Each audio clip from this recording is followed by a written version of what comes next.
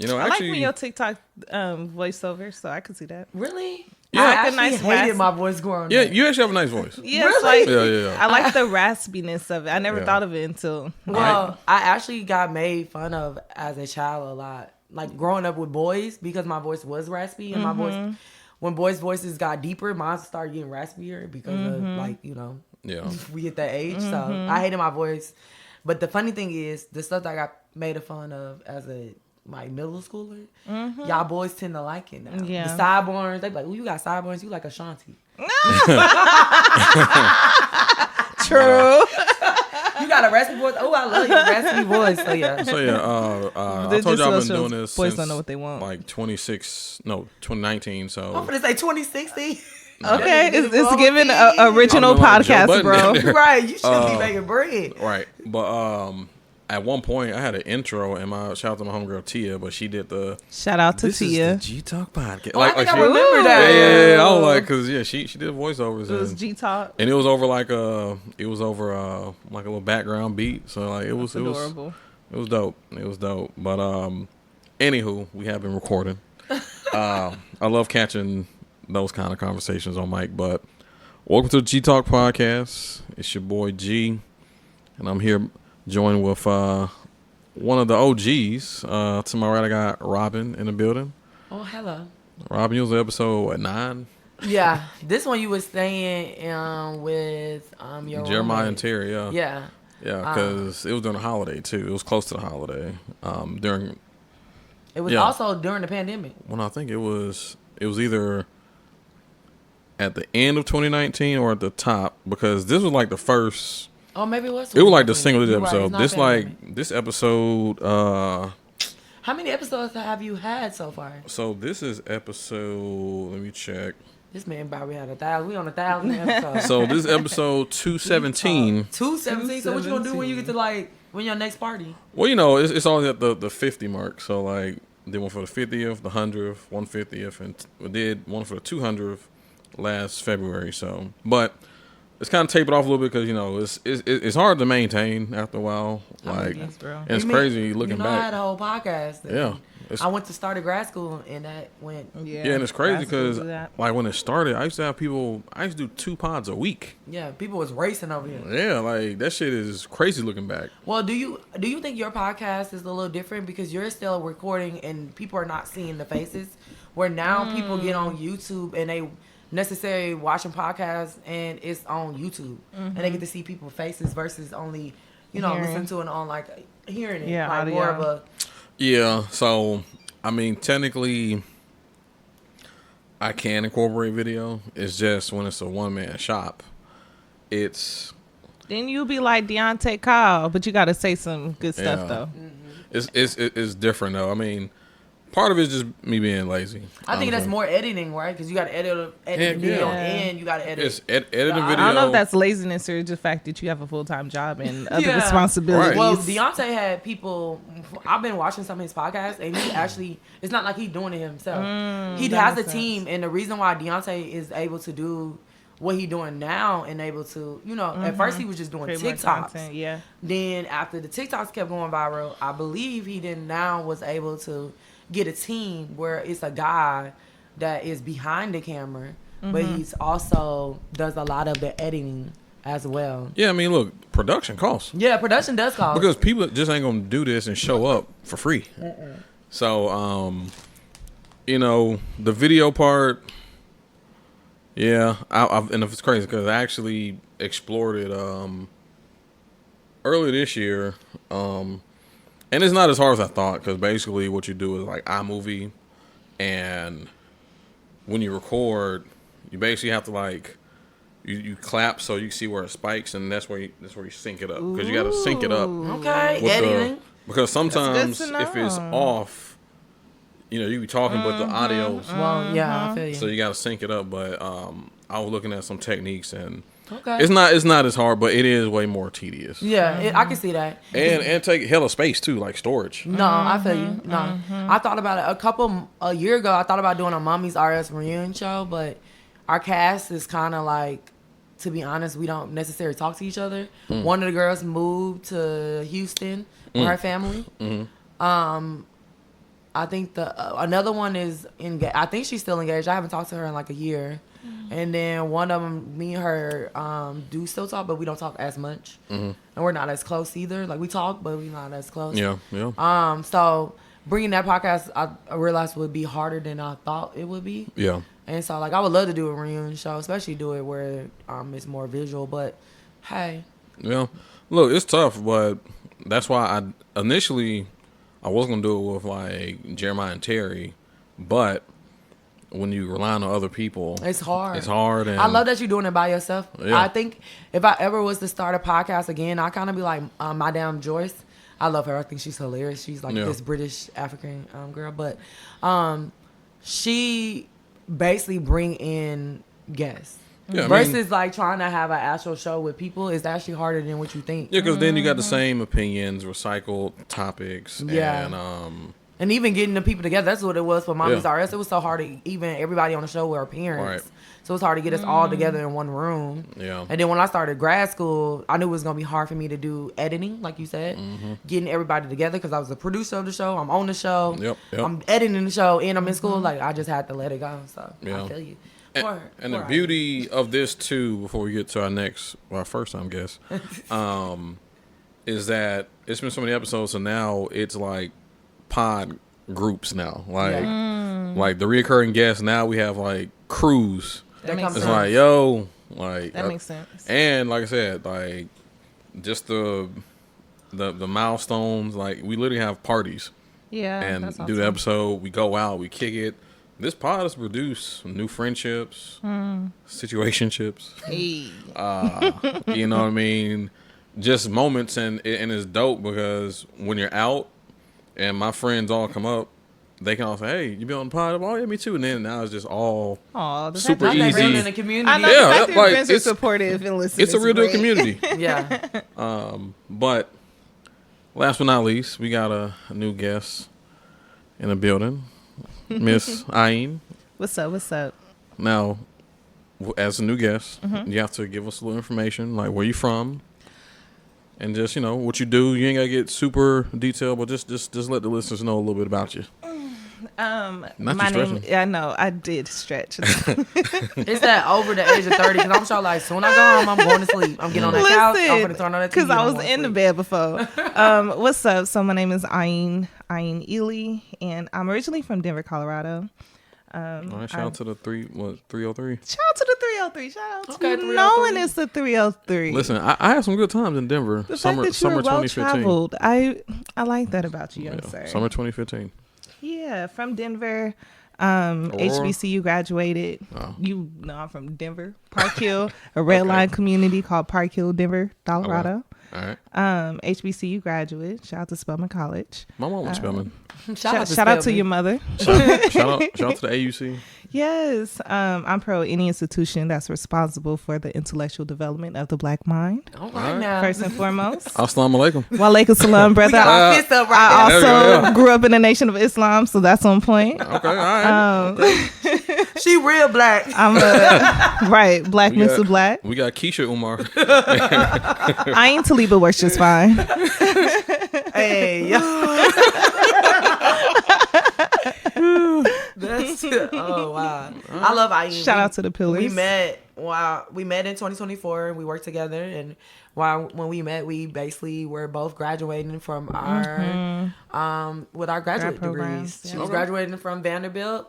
Shout out to Vanderbilt, and I graduated 2 times from TSU. Shout out to TSU. That's a white institution, Vanderbilt. She know that.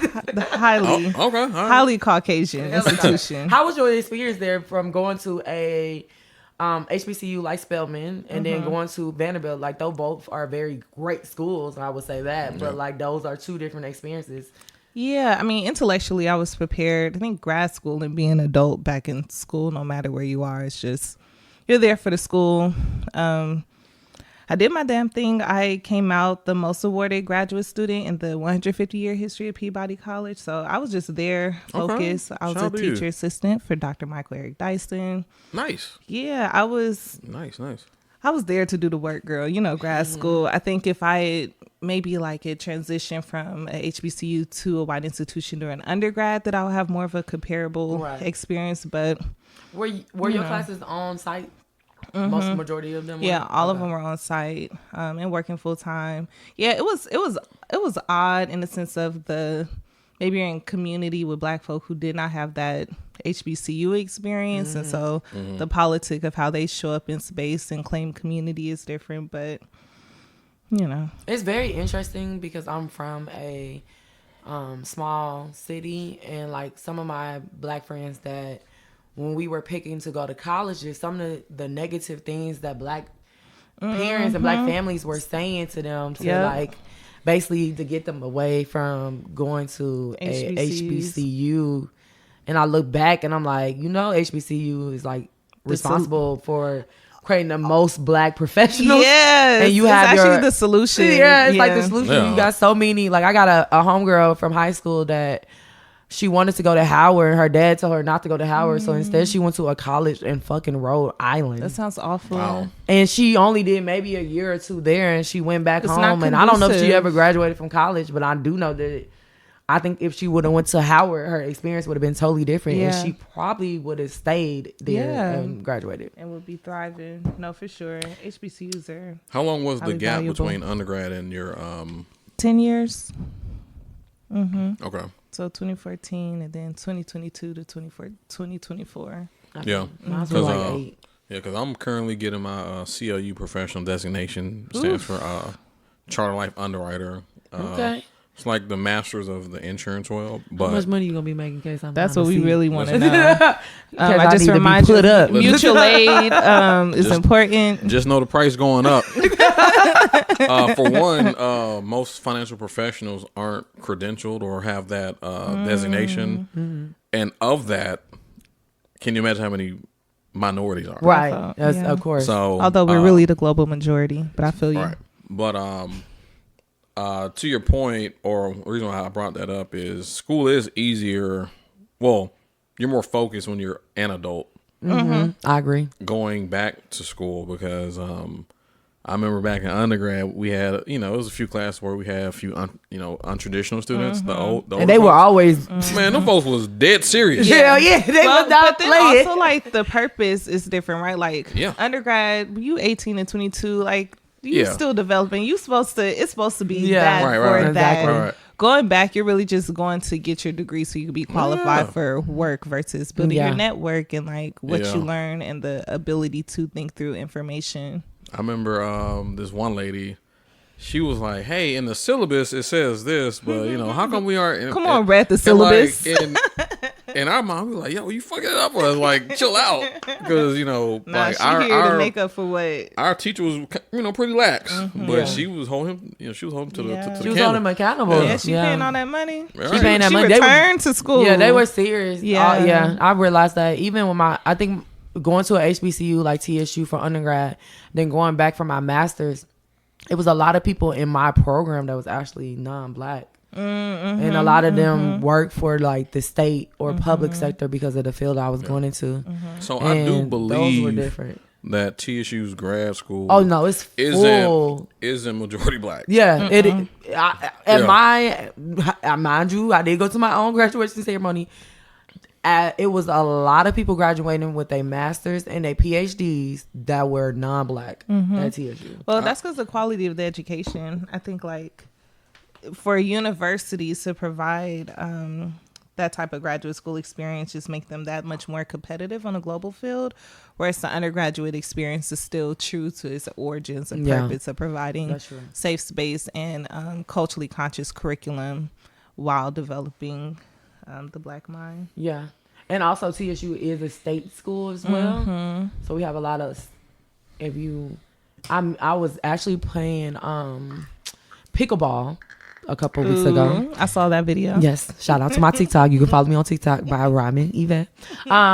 And I had on a TSU shirt because, of course, I represent TSU all the As you time. should. And a white lady that was there, she was like, "That's my alumni too." I was like, "Shout out to you, girl!" Like, Yeah. And so like it's interesting to me because, But shout out to TSU because there's a lot going shout on. out. And we ain't gonna let that white man take over our Nope. school. Yeah, no. And shout out to FAMU too. Yeah, for real. Shout out to all the HBCUs Yeah. that are resisting the collective effort to colonize our institutions. Yeah, and also, just like I said, us being older now, it's just beautiful to see other HBCUs in this adult world. You know, I'm at the airport. One time I seen this guy, he had a FAMU jacket on. I'm like, Right. what's up, man? Yeah, it's so Yeah. good. Well, you see, It's I'm a not- network. Yeah, I'm it's like- our own network. And then, of course, I talk shit to him because I'm marching the band. And, you know, FAMU and TSU, we Wait, like what rivals. instrument? Yeah, so shout out to Rivals. both bands. Have y'all been to the competitions, any of the band Battle bands? Yeah, Yeah, like battle growing bands. up, Okay. the Atlanta Classic. Yeah, was, Okay, course. bet. like, Okay, right. Okay. That was actually the reason why I chose TSU because I was going to go to FAMU because in Atlanta, so many band directors are FAMU alumnus. That Like makes so much many. sense. And, you know, basically high school bands mimic. Yeah, were they in band preparation director? for the southern schools, rather. So, but it was the Atlanta Classic 2009. FAMU had like 400 deep. Like, there was 400 piece band. TSU had about 160. And I sat across from TSU so, you know, I could hear them full on. And I'm like, damn, like, these niggas sound the same as them. I'm like, who are these niggas? And also, too, I wanted to get away, too. Yeah. What instrument did you play? trombone. Come on, trombone. It was over there in Oh, the you corner. go. You go. I see. Yeah. First time I'm about to play my instrument on the pod, hang tight. Nah, for real. Gonna hit us with the scales. All right. But yeah, shout out to band, man. Band saved my life. Yeah, I and love that's that for the reason why they being institutions of higher power that aim to oppress. But that's why they divested music programs because of the impact that band and instrumentation had on improving the quality of life, improving behaviors among youth. Is the reason why they took it out of the schools. Y'all remember the VH1 Save the Music program? Yeah. And also, you know, what you gotta realize too with the times, because cool, we're all around the same age, right? I'm about 45. I'm kidding. I'm like, girl, please. We glad we like, can wait a still get minute. away with it. You can though. I know a few people. I know, listen, black don't crack. I'll tell you about when I was at Timber earlier today, but we are around the same age. So when we started high school, which was 07 ish, the mid 2000s, that was when so Drumline came out in like 01, 02. So that raised band culture to a whole different level. It You're right. exposed it. And in Atlanta, when I tell you high school bands was like 200-300 deep. I'm not surprised. Everybody Like, trying to be on that drum line. But also you have to understand too, it's just regular people in band. Because sometimes people think, oh, you're a band geek. Nah, it was some street niggas. Like, Yeah, in band. exactly. Like, No, exactly. Like you And that- see them, you that like, adds to damn, the but nuance nigga of cold as hell. black culture. Playing the hell out of tuba. But that adds to the nuance of black culture, because we think of like our greatest genre making. It's always been the coolest cats who are the instrumentalists. So the Yeah. idea of like band geek culture is really some European stuff, because Right, black folk right. have always been the cool cats No. who Yeah. created the rhythm that grooved us. You literally had like just regular people of all walks of life who thought it was cool to like be in a be band. able to, yeah. And it was just so dope, and I'm glad that I was able to experience that, and I was able to travel places I ain't never been before, see things, you know, just Right. because of, It opens your world. and also pay for most of my school, Right. Yeah, that's so good. you know. So And TSU band didn't they get to go to DC? You weren't there when they went to DC. listen, I graduated Was that for the President year Obama's? before, for the year before. And they Oh, went to DC man. with Obama. Yeah. I got Damn. Try to put your old uniform back gotta- on. yeah. Try to be like, I'm a senior. I got a alumni magazine, but it's the one where shout out to Danny. She's shaking his hand like. Oh my god. So that's gonna be an iconic picture. 'Cause Yeah. it is Danny the majorette. She's like literally like shaking his hand, and it's he shake, but she's just like, Come on, President Obama. yeah, like I was like, oh shit, Could have been me. Yeah, that shit lit. Shout out Yeah. to the Grammy Award. winning aristocratic bands. Yes. So let's get into the news week real quick. What happens if you didn't read it? It's okay. It's okay. My news is TikTok and Twitter. I know.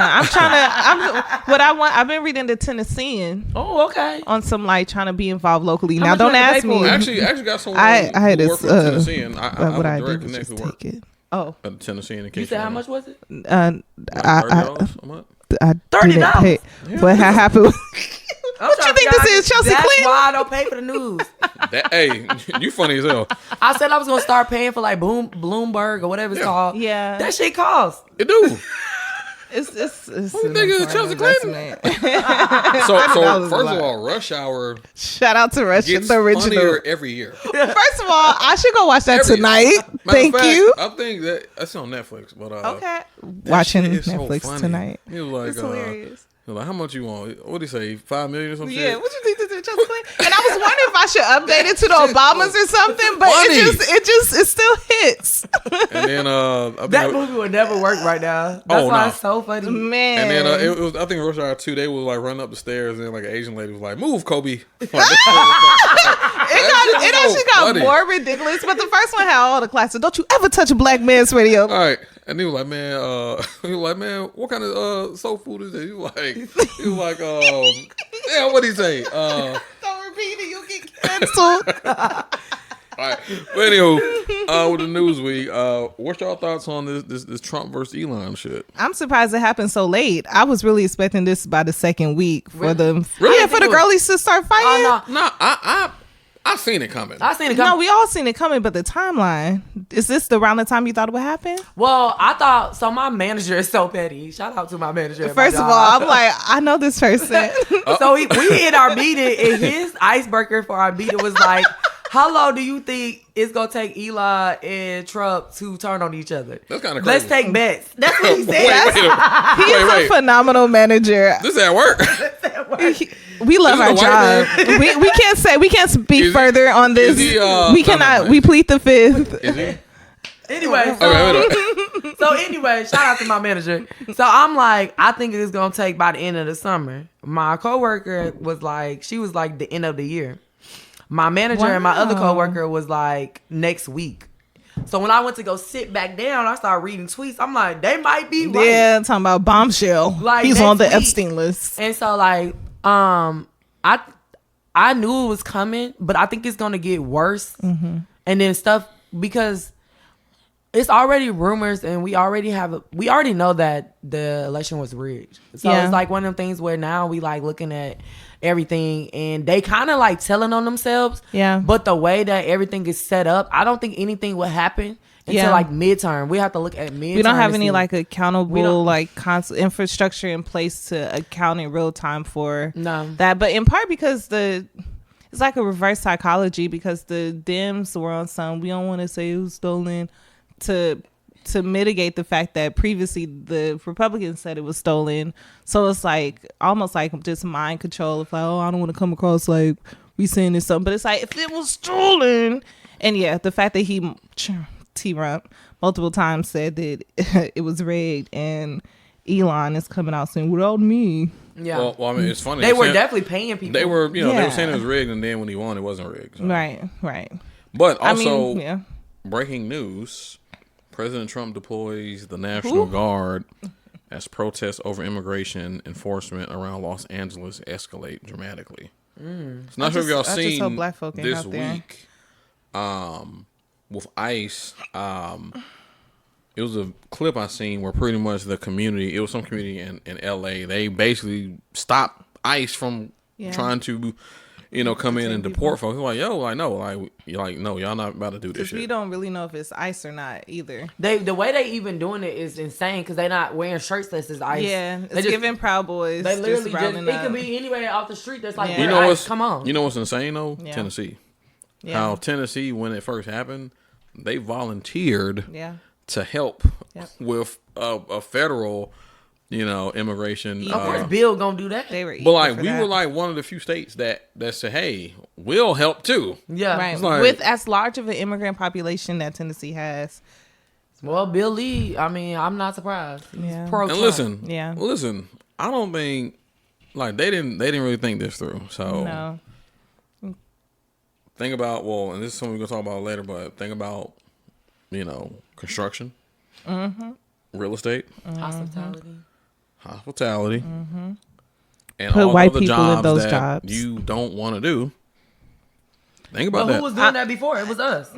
Well, Right, that's the black jobs they want us to but return guess what? to. We not about to go back to that. We not, but I'm saying black literally Trump got on TV and said that they were taking black jobs away, and people were like, "What are black jobs?" So these are the black jobs he was talking about. Right, and so it's funny because there's no such thing as a black job. I mean, I'm pretty like sure. playing the drums. Work black jobs. One second, like playing the drums. Wait, barbershop, hair braiding. Black jobs that only black people could do. Nah, sing rhythmically. Valet is a black job. Security is a black job. In Atlanta. No. In Atlanta, it's crazy. I ain't seen no white black valet person here in Tennessee. Are you serious? No, I see him all the time. Listen, that's like an undergrad's, like an HC undergrad. I know, like, graduated from TSU. Yeah, like I'm telling you, that's a thing. Really? Yeah. Yeah. As a boy, you a girl. Oh, right. That's Girls fair. don't do valet. That's fair. What else I don't is a see black myself. Job? Warehouse worker. Third shift. I'm sorry. That's so. That makes sense. Yeah. Okay, I see what you mean. Yeah. But I mean, like I'm being a little, facetious. But there are, like, culturally and, like, colloquially, there are black jobs. It is. In addition to, Because, like, I don't braiding like and what he hair meant, cutting. but there was, like, some truth to it, but to a little bit of but lie. like That's what how he the meant devil works. wasn't like a broad. You Yeah. want to know something so funny is that I found that on TikTok. That's my news, y'all. That's how I get my history too. I'm Be careful. Be Gotta be careful. careful. Very though. forward gotta of be you. You better careful. play Yeah. for Bloomberg. Somebody help pay for my Blueberry account. But anyway, Unless you I got help. What? Damn. Yeah. for And real. how much is it a month? You gonna pay for it? I mean, how much? Wait. Let me get my Tennessee. Oh wait, Let me look it up. I would like a How much you pay a month? I would like a $17? subscription to the Final Call, please. Lord Jesus. Okay. They only went up Let to me see how much. $2. But anyway, what I was gonna say is I found out the reason why tipping, like people tip, and the reason why it was a big thing is like back in the day Black that was people. because of black people. Tipflation. It was a way for them to basically Not not pay black pay people. us, but then pay us. So that's the when they pay on the offer customers. tipping instead, and that's where it came from. In the service industry. Do y'all tip on to-go orders? See, Sometimes The I little- I definitely put $1 on my little to-go pizza Listen. today. I don't know what to do anymore. I have gotten to the point where you're not gonna guilt me. Yeah, I probably Like, should because they You began want me. a tip? No. Yeah, okay, so I my need to do Bloomberg, that. if you gonna pay for it, it's $34.99 a month. What do you get? Damn. Can I? see? Unlimited digital access to Bloomberg.com and the Bloomberg app. Okay. Subscriber only content and newsletters. All right, and you got to meet me for happy hour once a week. Hold on, let me Wait, see. can I get on that Bloomberg account? That way you ain't gotta I'm also gonna see pay how for I my can get on the Tennessee. student because the student was only $10. Wow. No, but in this day and age, though, certain media is important. You know what I'm Yeah. saying? No, I believe it. Shout out to the writers. Yeah, because Let me see. I might. In real journalism. we do live Yeah. in a day and age of like, bruh, like people can just post anything. Let me go to AOL. They took might away be a little cheaper. because we used to have laws for that. Because also, Is it the FCC? as humans, we aren't meant to consume what we're consuming. Yeah. Like yeah. literally, we're not. But we also have propaganda laws that outside of the propaganda of the lie of white superiority, the propaganda laws were in place to ensure that people weren't just saying outlandish non-truths like the Spanish American War, yellow belly journalism. But when the FCC did away with that in like the 90s, now we have the consequence of not having regulation around what type of information could be shared, especially when we know that is lies and misinformation.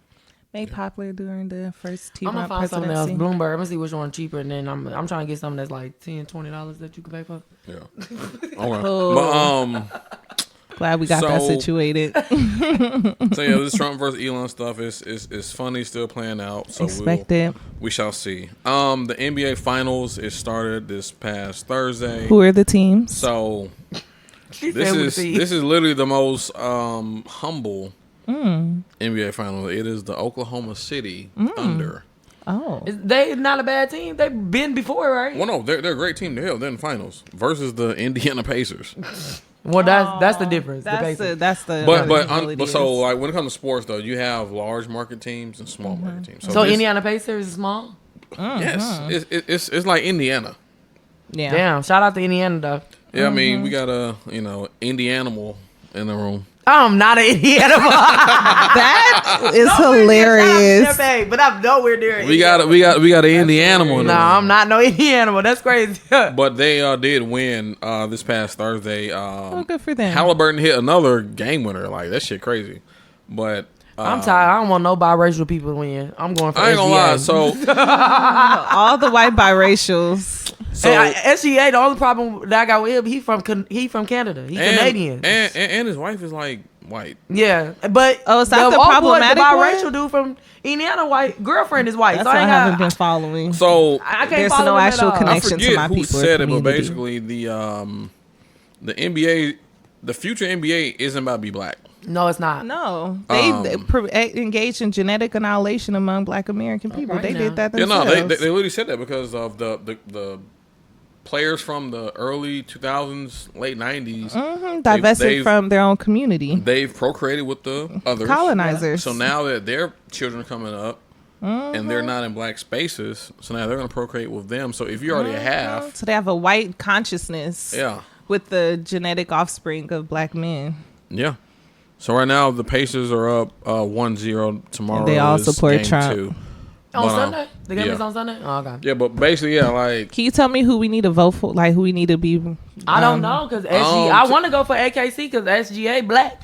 Okay. He but fully black, but he got a. no. Like, Oh, the he nigga's got a Canadian. colonizer. But he wife? Canadian. Oh, he not So Black basically, American. he like Drake. Yeah. That's right. Wait, is he a white biracial No, or he's he's black. a Like, he Jamaican? dark. So okay, He's like a Caribbean in Canada, Yeah, but he's not Black American. No, we he's all not. have different relationships with white supremacy, and that's why I was wanting So to I'm half delineate the Guyanese, two. and I do got Okay, family foreign. in like Canada. He's foreign. What? And But HBCU That's why he made. look That's like why that. it's a little And, different. I'm gonna have to look closer. That's why I see her curly. oh yeah, I only got Can you one- tell one- the American population where? Wait, where you say you're from? No, his family. Is it your dad? I am from Guyana. Guyana. Yeah, so, Okay, yeah. yes. Tell Is the your dad or American your mom's population side? where Okay. Guyana is. Where your Okay. mama found him at? Bankhead, Atlanta, That's what I'm Georgia. saying. Tell people where Guyana is. So Guyana is the northern part of South America, right? So I'm sure y'all familiar with Jim Jones. Don't drink the Kool-Aid, like that genocide. Yeah. That was Guyana. Oh, okay. So when Just you think American about the slave context. trade, you know, It dropped people off the a side. lot of us went to North America, Central, and then South. So Yeah.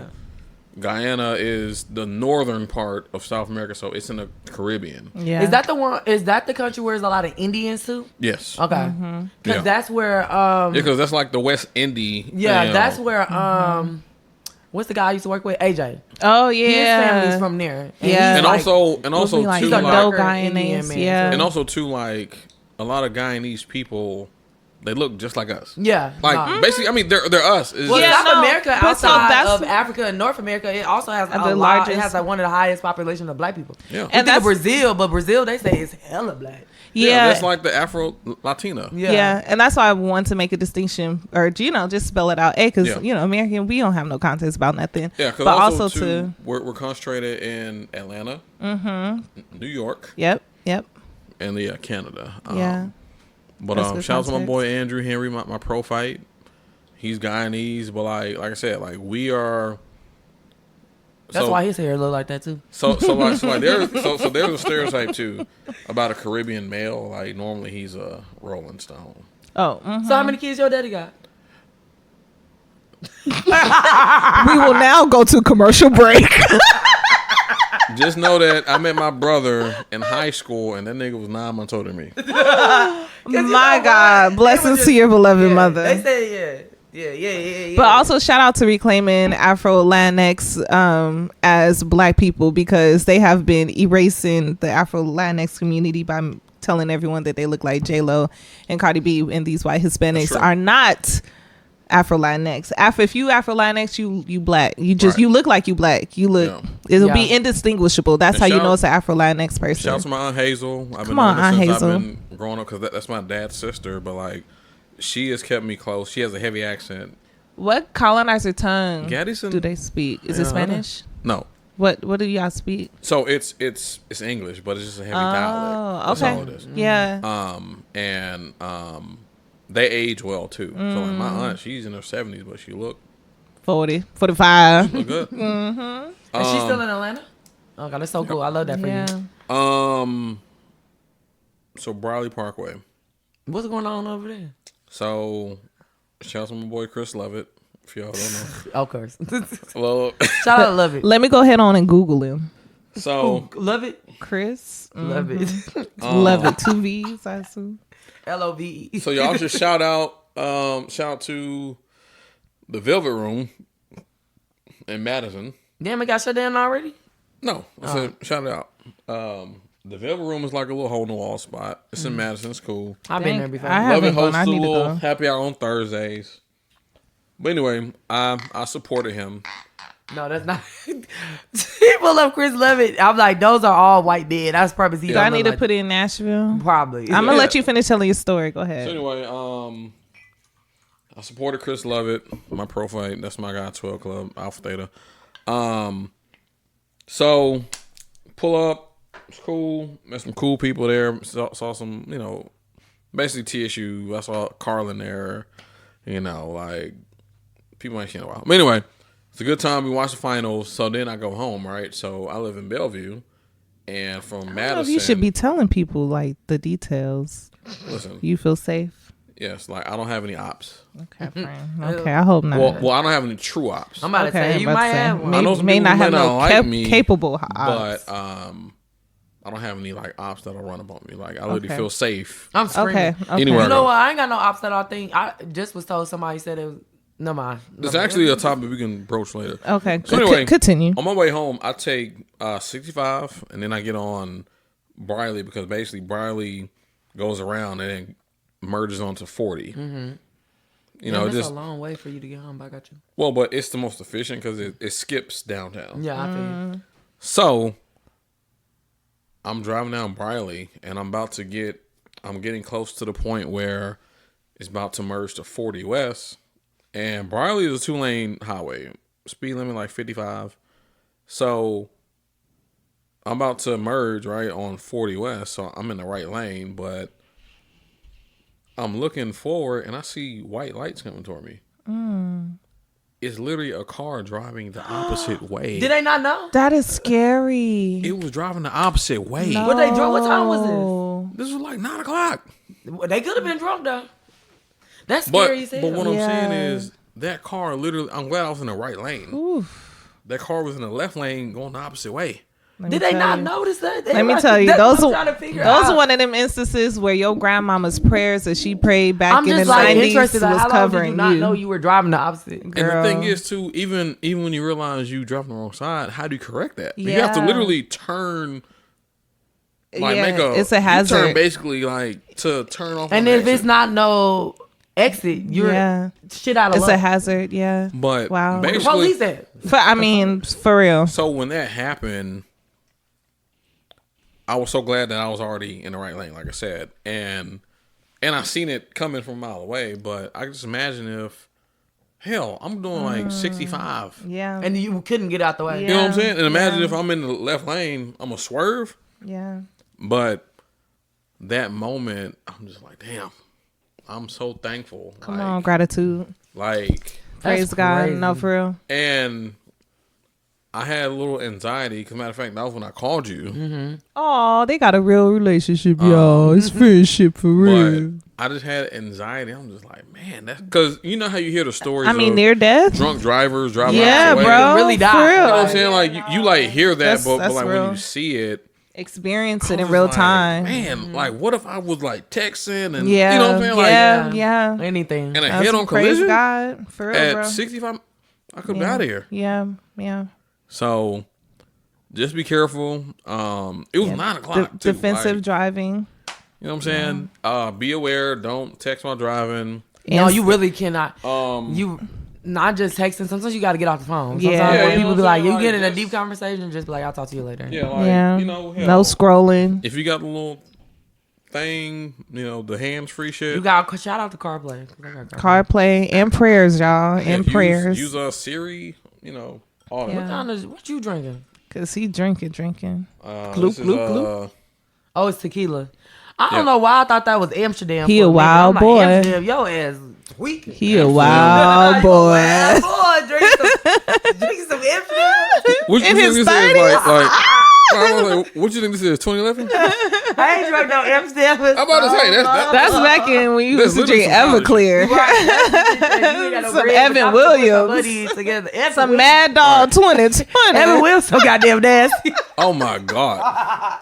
You're not supposed to be drinking. The fact that we why. can get E and J back in the day, like, Hey, I used to fuck even J. Listen, thinking you doing something.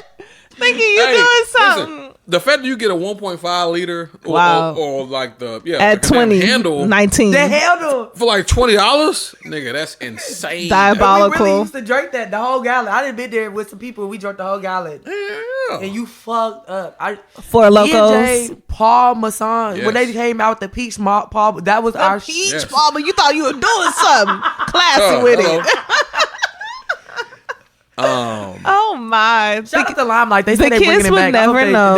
it's never gonna be the same, but let's see. You I'm said glad you said Limelight, that. Limelight, So, yeah. and Four Loco. So Limelight, they posted a video last week talking about, oh, we're coming back June 13th. But like, nigga, That's next Friday. but like, y'all didn't say a location. That's hilarious. And also, can we be honest? It's over with. Can we be honest? The Limelight days are over. It is. Like, yeah, need to like leave yes, it in the past. it with was Live lit Wire. when a nigga was 21 and didn't know shit about shit. Yeah, I'm screaming because But I'm now looking at that- Limelight. It's closed. Permanently closed. Hell, the building is gone. But like the fact that they talking about bringing it back, it's not the same. And also too, our palate has read the room. Our palate has evolved. Amen. The new kids wouldn't go. No. So, and to be honest, I'm a person too where, listen, like, what's that spot? Link? Mm-hmm. I've never been to Link. I bet you have. Nor I walked in and walked out. nor will I ever go to Link. Shout out to them, but that's overcharging not a your place that I clientele. would go to. Yeah. But this Limelight thing, we gonna see. We gonna see. Might have a pod to discuss for whoever went. Who knows? I might go for content purposes. I grew up in that area. I might bring my little mic to interview people. Right. Because that was, I How remember. you feel being overcharged? I remember, like, when I wasn't even 21 and people was going to Limelight. And I'm like, damn, I can't wait till I turn 21 so I can go in there. Or when you got to sneak in. Because, shout out to people who underage drink. But anyway, I just remember going there. The floor, it's so many memories I got in. I remember being so drunk. Sticky as hell, yeah. Floor sticky. You sliding on the floor. The buffet line. You butting people to get in the buffet line. You walk up on the right person. They buy you a drink. You come back with your 2 for 2. They didn't buy your 2 for 2. You get on stage. It's the same people who are always on stage. You mean 3 for 1? Oh yeah, 3 for. I'm about to say, like, nigga, $20. That's all you needed. You had a good night, That sounds so good. girl. You so far away from the mic, like. That sounds so Like, good. you got so if you're gonna do that, you gotta take the mic off and like. I'll lean up. Okay, all right. But All right, next subject. lastly, federales. Have y'all been to federales? See, no. No. I just thought it was opportunity Wait, to what? speak some Spanish. Have y'all been to federales? I don't even know what that is. Isn't So that the it's- Mexican army or That's something? It's a new Tex-Mex spot. So y'all know where Oh. Party Foul is? No. Where? Because it's multiple ones. See. The one like right by the Okay. she up, No, so Espanol. basically you know where Party Foul is, where the cigar lounge is, where the old agenda is. Yeah, I know what you're talking about. So literally, it's like where the new apartment's at. Yeah. It's just right It's across the new, street. though. Like it's right across the street. Okay. So first of all, the parking is terrible. Shout out to It's my homegirl. Nashville, but parking is terrible. Shout out to my homegirl Tasia. Happy 36. She had her birthday there. But Black don't cry. right next to Federales, there's like construction, and it says literally, this sign said "Do not park." Damn. Like, nigga, no, don't park. So I get to the door and the entrance, and they got a security guard just to, verify your age. But he was like, I asked him, I said, hey, what's the parking situation like? He said, well, you can really park right here on the side street. I'm like, even though it's he said, yeah, well, I never seen nobody get told. That don't mean nothing. Yeah. But then also, so Set up. for context too, there's a lot like a block over, but it's some paid parking shit, Sounds like a right? setup. So I hate that. So Oh my God. guess what? I scanned the shit, right? Mm-hmm. It's from what's that? Premier parking, Okay. whatever. Yeah. But anyway, parking. for 2 hours, How much was it? $22. Nashville has really like ruined Privatized everything public with spacing. the whole play. We was talking about that on our way here. Yeah. Like, oh shoot. Oh y'all, I don't know how I'm playing stuff on my phone, y'all. That's so crazy. Ew. Anyway, so what my issue is with Nashville is I went to college here, so I've been here since 2011, graduated in 2015. I would say since 2020, like since the pandemic, they passed a bill that now we have to pay for street parking. I feel like they kind of more leaning on the street parking because I did a lot of street parking and haven't got a ticket or anything. But other than that, everywhere you go, you gotta pay for parking. Yeah. And I don't like it. Yeah, because like they we're sold out. Nashville, and to be honest, anytime people talking about you got to pay to get into a spot, I'm like, nigga, what? I don't like that idea that I have to pay Right, for parking. nigga, what? Pay to get in, then I gotta pay for drinks.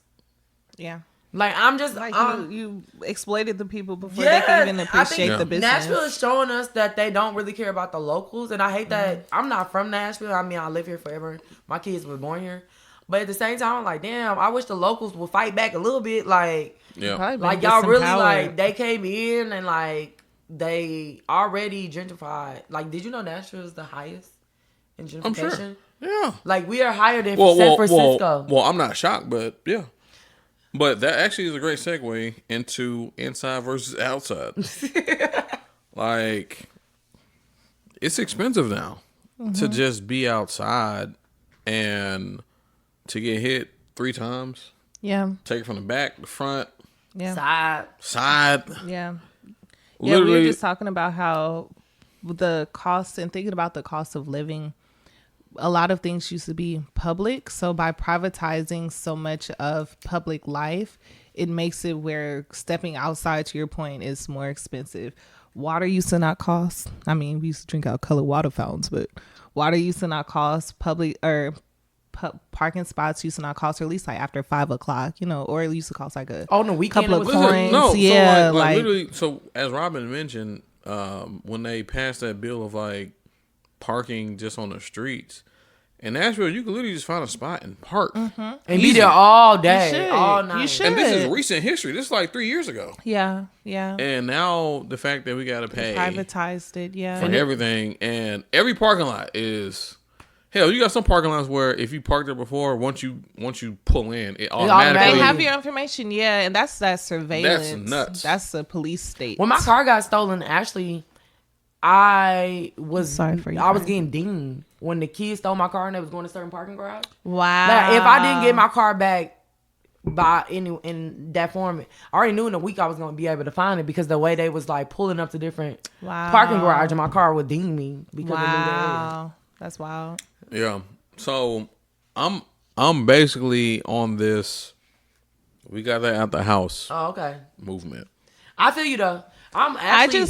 Sorry, No, go ahead. I'm sorry. I was going to say, I just wish that we got at the house would include community building, because there's a need for third spaces and networking in communal spaces. And just thinking about someone, I moved to Tennessee not knowing anyone, and it's been challenging building community because of the context for my move, going to a white institution.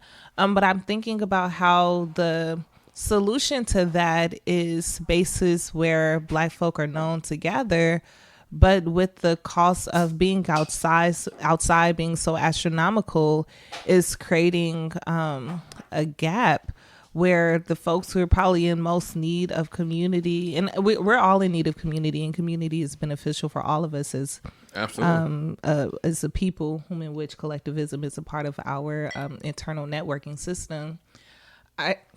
I just wish that there was a way to offer that inside space while ensuring that community is not exiled in that process. Because you know who you know. Y'all went to school here, but I think of dope ass people like myself, whom if it wasn't for the chances of me meeting y'all, and if you had things at your house, I wouldn't know where to go. And it's probably why I don't want to stay in Nashville, because it's been so hard. And there's a lot of yous in Nashville. Yeah. Where they moved here recently, right? But if you're not at the Minervas or the Links or the Noirs or the black spaces.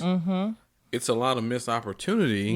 Because and also people aren't building community at those spaces. Like I've been there, ain't nobody walking up to me. Exactly. So it's totally different. Yeah. So when you say build community, can you elaborate on what that looks like to you? Because I agree, I want to be in a space where it's not those spaces that I mentioned, but just somewhere neutral. Yeah. That we can just like a third meet, space, right? yeah. Like, you know what I'm saying? But like to me, it's hard to find that in Nashville. So what does that look like to you? Where it's like a mutual safe space to meet other black. I think less on a space and more of the ecosystem. Like I find that black folk avoid eye contact with other black people here, and so the first part of building community is saying hello or what's up or any iteration of a greeting. But oftentimes I'm the only black person in a space, and then if not, it's the kind of black people who probably don't want to be around black people, so they avoid eye contact. Then if I do, then it's cool. Then it's about like, oh, are we in the same age bracket to even like have a sustainable hangout community? And then from there, if that's not the case, it's just like being outside and maybe you meet people, but it has not necessarily translated into anything long-standing. And outside looks like going for a walk at the, was it Parthenon? Yeah. Like literally just walking outside and putting myself outside, or even going to happy hours. And yeah, it's just, it doesn't have, I haven't experienced that type of Southern hospitality in terms of black people just speaking when they make eye contact here. And so that has disrupted the sense of opportunity for building community. I have had a couple of chances that didn't really go anywhere in part because capacity, because I was in grad school, but just Dawn's general. So as somebody who believe in community and know how it works, I think Nashville is very weird, and I think we are in a space right now where it's weird for most of us, because now community feels very exclusive in a way, and if you're not in a target group of people, then you don't feel it. Nashville is very, and I know this is in other cities too, so I can't, but because I live in Nashville, I understand it's very elitist in a lot of way, and so like in the sense of community, I think community looks different now because of the ecosystem of what life is right now, and lifestyles. And so like back in the day, like I look at pictures of my family members, and just like what life was back in the day, community was different because more people had houses instead of apartments. And even if you stayed in an apartment, you had a community in an apartment as well. And just living, I think housing has a lot to do with community right now. And it's being centrally located. Yeah. Housing and transportation is the issue when it comes to community, because people live so far out. Yeah, which is that's actually like a subtopic. Because it's pretty much more of what we talked about. What was that, Thursday? Yeah, I think. It's Thursday at Duco's. Yeah. And but yeah, like we don't have a central place to even meet. And I've been that's to displacement. Yeah, it's right. It's displacement. You're right. And going back to like just the gentrification and just how white supremacy is like, if you take the central or the ability to even own a home in a centralized location, now that ostracizes us to where it makes it inconvenient to where if we live far out, right? Like we may not want to come to a Bellevue or Antioch or Hermitage or Hendersonville or Hendersonville after work to just meet versus when we can meet downtown. But but then you got to pay to pay, and then you got to fight for parking and all. That's just, it makes it such a barrier. Because I think the easy solution is, hell, if I literally had a house in North Nashville, or hell, even like West Nashville, like the Nations or whatever, right? And I had plenty of space to park, I'm like, yo, y'all pull up. I believe. Because it's less of a hassle for y'all. And if I have the actual space to host things, because I've been to homes Yeah. Me too. where they hosted things. I'm like, I was yo, gonna this shit's say, lit. and so that I feel like the shift that ends up happening is that one person or a couple of people become the designated community holders, like containers for that. Yeah. And yeah, like that's its own thing. But I also think about like wellness checks and like, you know, the function of being in shared space and having people who are thinking about you outside of like not seeing you.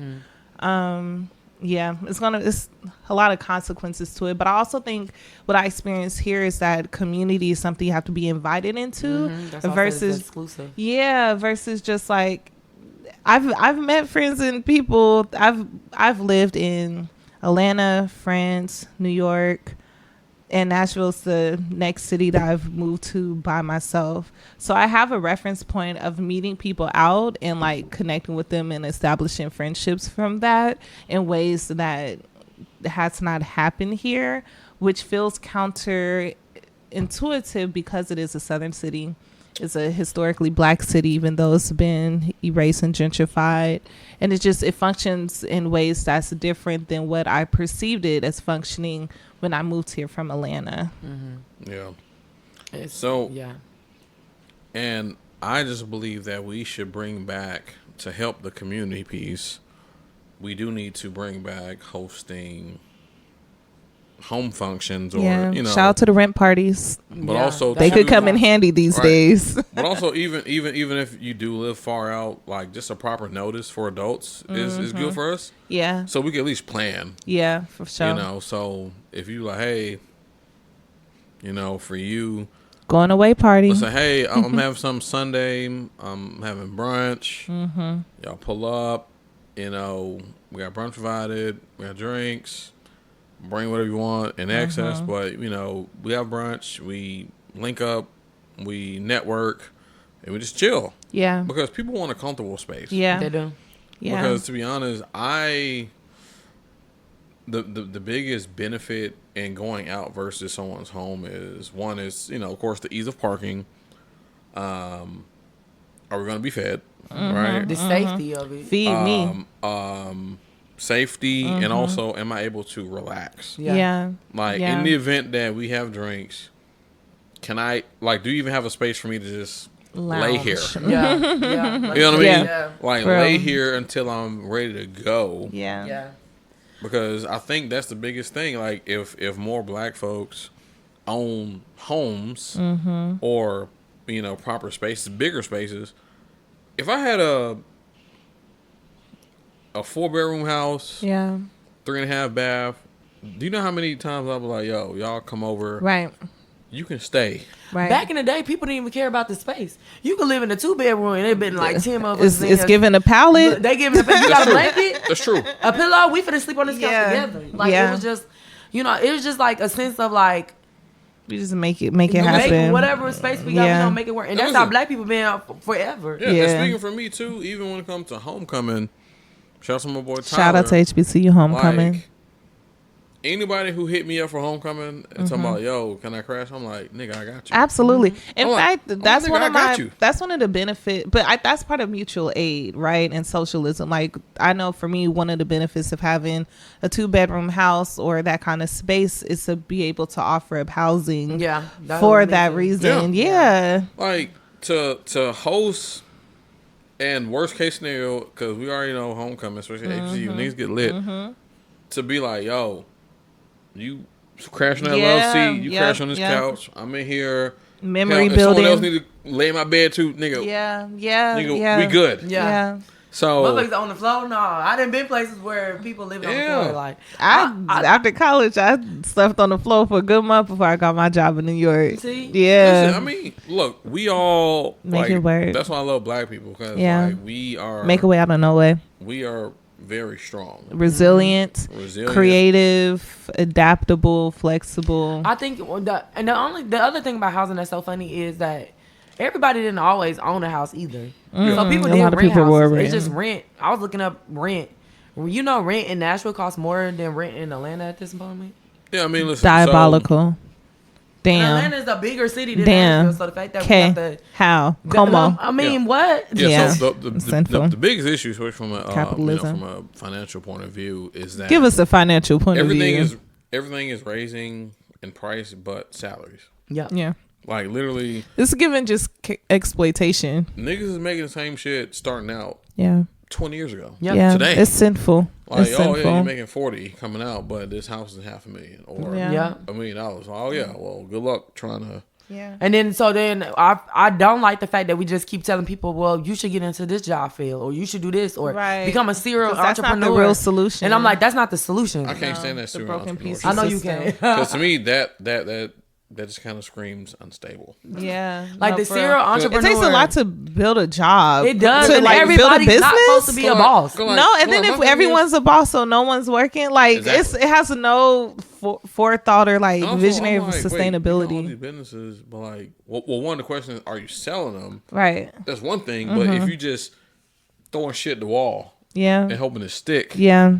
Sounds like a lot of debt. it sounds like you just bullshitting. No, it does. I don't like that. It's a lot of things that I don't. I know housing, and I'm somebody who look at life in like very like intersectionality is like very important to me, because I feel like I can see how everything connect. But I do know like right now, outside of public health is the biggest thing. Yeah. Housing, transportation, food security. Yeah. Is all an issue right now in Nashville. I mean, they closed down the grocery store on Monroe, Which is crazy. Which is crazy because that was the only grocery store they had. And I remember I was talking to this guy who was like, "Yeah, I go to the one in Clarksville Highway." Mind you, I used to stay in North Nashville, and I used to That go one to the sucks, by the way. I used to go to the one on Clarksville Highway, and It I love sucks. the one on Clarksville Highway only because there's a lot of older people and there's a lot of It very sucks. black too.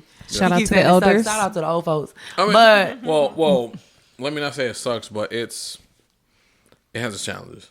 it does, like but it's it's because of the divestiture. area. They're not making Right. it no better. But I'm saying if you don't have no way to get to that Kroger, where are you supposed to go? Exactly, which is the bigger problem, right? And I actually meant to mention it in the Newsweek, but shout out to the Temple Church.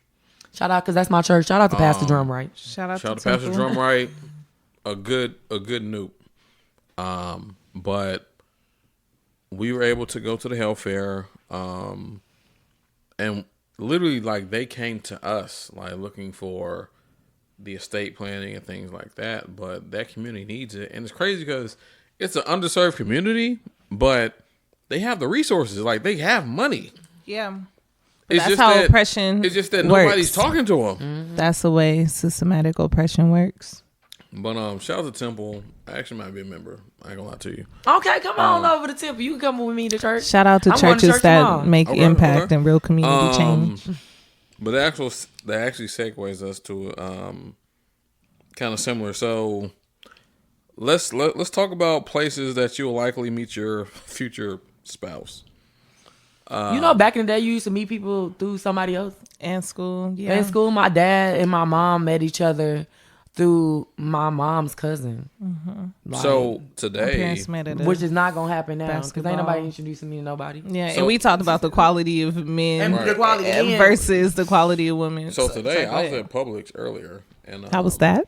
It was a natural woman, had the natural hair. So She was beautiful, huh? So like people say, No, she was. do you have a type? I say no. I'm just like attracted to attractiveness, but Black my preference women. is like the natural looking woman.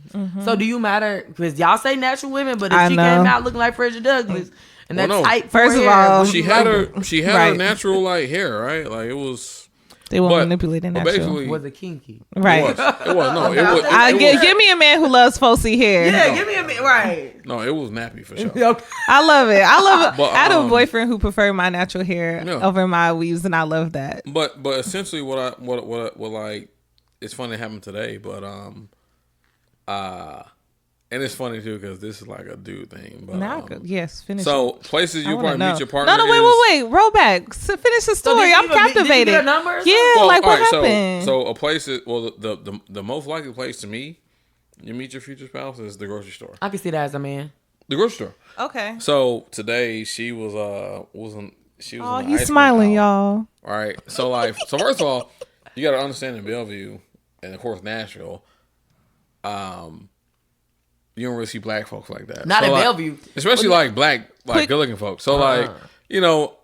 I went in there looking for some avocados, and I was going down, and I looked to the left. It was the ice cream aisle, and I saw like a black poofy hair. I couldn't see her face though. Come on, it was like poofy. poofy hair. I was like, let me go look at some shit next to her. Oh, I love That's so that. intentional, and I love want men that. to do that. That's so intentional. I want men to do that So- instead of being awkward. Go All right, ahead. so basically, like, I do that, and then actually looking the aisle, then I went somewhere else, but then I came back to see if she was still there, and she was still there. So yes, I literally like looked in the thing next to her. She was looking at some ice cream. I was like, no good well I was looking at ice cream. I was like, man, the lactose. And then I was like, I would, but she was like, well, actually, this is okay. I'm She's like, okay. informed.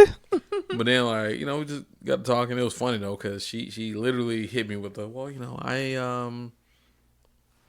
I do have a boyfriend, but I do think you're attractive.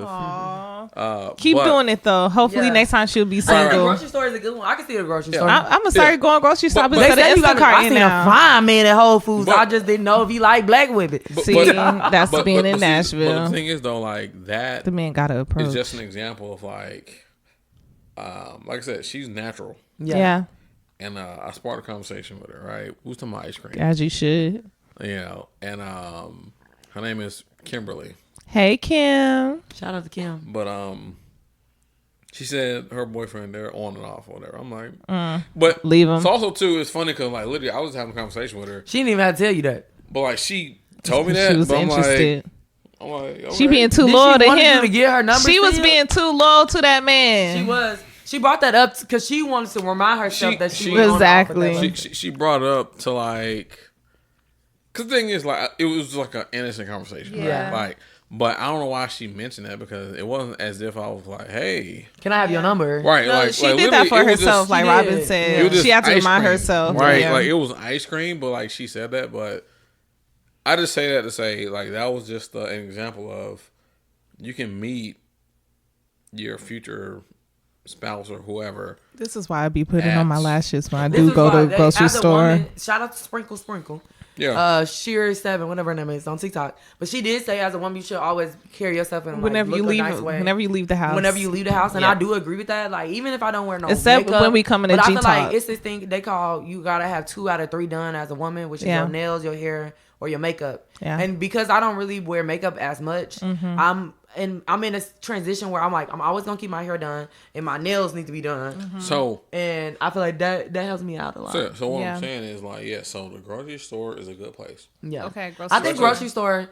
I think the grocery store. I also think as a woman, sometimes when you walking around, That's why So- I said like the if you take me park. to the park and you, Or even the community. I like, be if you go to doing at the community it's center when so they be easy playing to run, and they basketball. play- yeah, you Yeah, so walk. matter of fact, tell me some spots y'all think is a good place to meet. Okay, so as somebody who have been in Nashville for a long time, and I'm somebody who is that I haven't been on a date. Well, not a lot because I was just on a Like, date. girl, stop it. But, All right, you like staying on a date.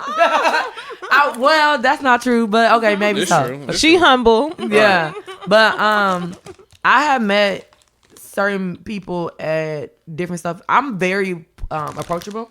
That I heard from like men in my life because we have this stigma that black women are like always walking around looking mad or mean or doesn't smile, and I don't really believe that. Yeah. But I'm somebody that is usually walking around and I'm like just smiling.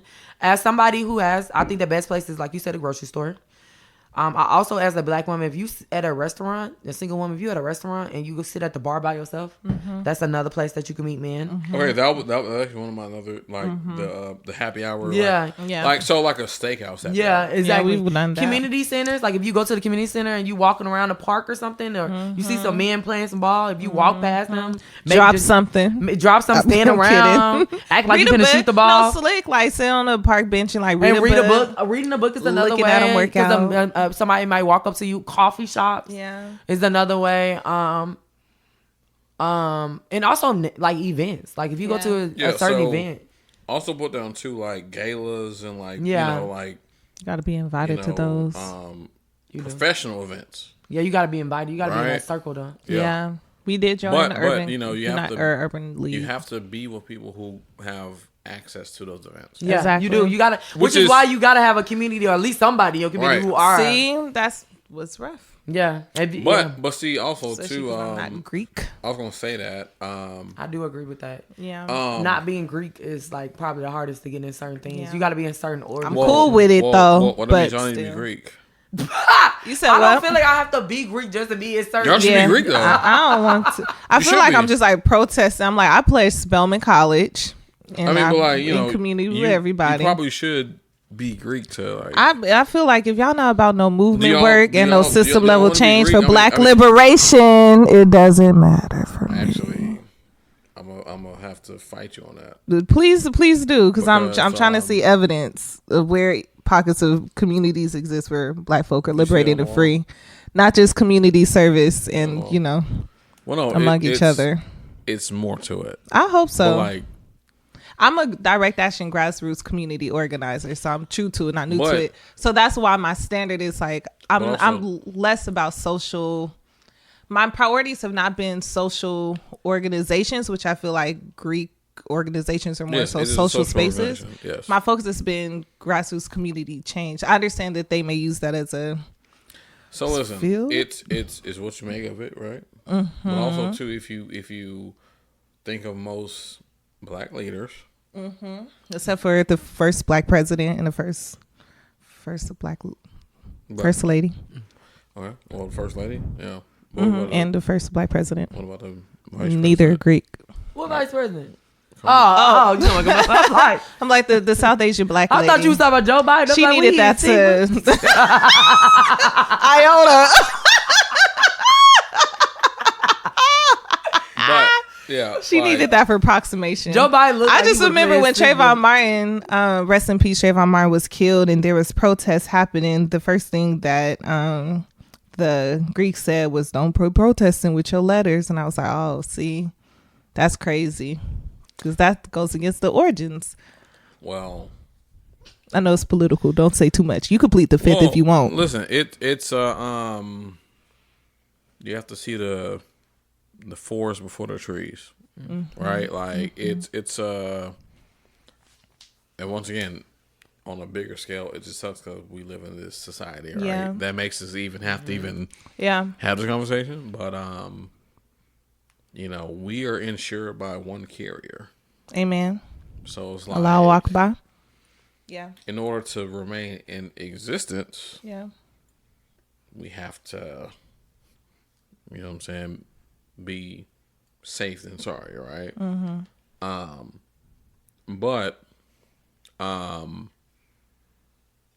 when it comes to people, especially people who move here, like yourself, I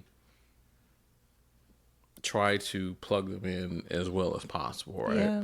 Because now, me being in Nashville 14 years, I'm pretty plugged in. Yeah. I ain't gonna lie to you. Like I'm like plugged in to where if I tell you to show up, don't ask no questions. Yeah, just show up.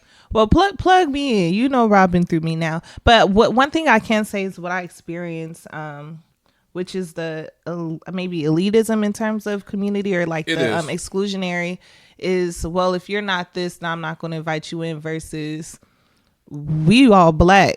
And like that's my foundation is like we black community, So- and then we're college educated, so if you want to make some So here's what I'll tell you. distinctive Just this get cool with someone like me. And you let me work that out. Because Yes. you can't be too you can't shake the table too much. Oh no, for sure. I You know what I'm keep it. saying? I don't So, say like, anything. Like I said, like if hey, I ain't Thursday, 6 p.m. You Be my there. plus one.